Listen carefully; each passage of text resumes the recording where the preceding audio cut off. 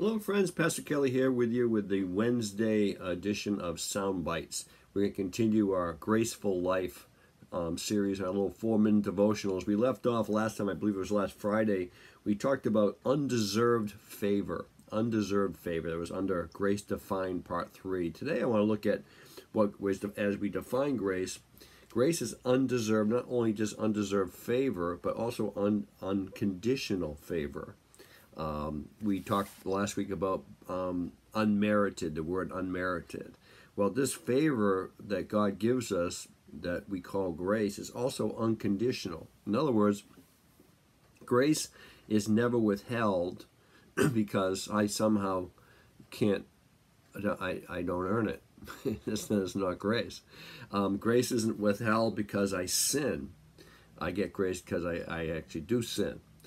Grace isn't withheld because of a consistent failure in my life. It's not like God looks at me and says, you know, Tim, you have yet to get your act together here, here, or here, so I'm not going to give you any real grace here until you can straighten up your act. No, grace isn't there waiting for us to straighten up our act. Grace is there to help us and transform us into straightening up our act. You see, grace finds its greatest glory and its greatest triumph really in the sphere of human helplessness. Where there's human strength involved, it's usually human excuses involved. In other words, I don't need grace.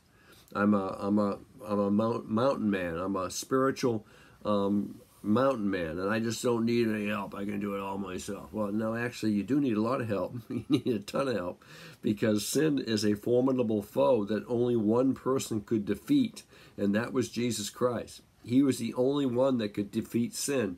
He was the only one that could pay for sin. He was the only one that could break the grip of sin in the Christian's life. He's the only one that could usurp the old nature and give us a brand new nature. He's the only one that could do that, and he does it all by grace.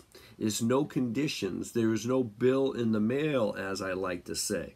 In other words, it's like God doesn't look at us and say, I'm going to give you grace this time, but next time you got to watch your P's, Q's there. Next time, I might not give you, I'm going to hold it. No.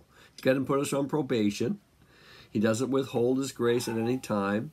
He doesn't look at us and say, you know, you have to do a better job at living your life or I'm not going to give you grace anymore. No, he goes, I realize you can't do a better job living your life. You can't be strong. You can't say no to certain things. You can't not be wounded. You can't not grieve or go through loss. You can't not suffer. You can't not get discouraged sometimes or overwhelmed sometimes. I understand that's part of the human condition. And I accept you just the way that you are. I accept your past just the way that it is. It's no longer grace if somehow I can affect it, okay? It's no longer grace if somehow I can impact it. Grace does not leave me with a debt. It doesn't leave me with anything I have to pay back.